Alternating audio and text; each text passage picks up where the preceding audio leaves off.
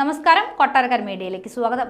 ഈറ്റാനഗറിൽ hotel മുറിയിൽ മരിച്ച നിലയിൽ കണ്ടെത്തിയ നവീനും ദേവിയും 1.5 വർഷം മുൻപ് അരുണാചലിലെ സിറിയോയിലേക്ക് യാത്ര ചെയ്തിരുന്നുവെന്ന് വ്യക്തമായി.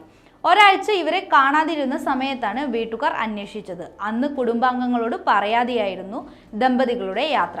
ഗൂഗിൾ മാപ്പ് നോക്കിയാണ് ഇവരുടെ യാത്രാ വിവരം കണ്ടെത്തിയത്. അന്ന് ഇരുവരെയും കാണാതായപ്പോൾ വീട്ടുകാർ അന്വേഷണം നടത്തി. ഇക്കാര്യങ്ങൾ ദേവിയുടെ വീട്ടുകാർ ചോദിച്ചു മനസ്സിലാക്കാൻ ശ്രമിച്ചപ്പോൾ ദമ്പതികൾ വീട് വിട്ടിറങ്ങി.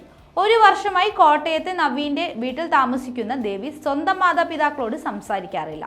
ഒരു ഫാം ഹൗസ് തുടങ്ങാനെന്ന് പറഞ്ഞാണ് നവീനും ദേവിയും ആയുർവേദ ഡോക്ടർ ജോലി ഉപേക്ഷിച്ചത്. അതേസമയം ഈറ്റാനഗറിൽ കണ്ടെത്തിയ മൃതദേഹങ്ങൾ ആശുപത്രിയിൽ സൂക്ഷിച്ചിരിക്കുകയാണ്.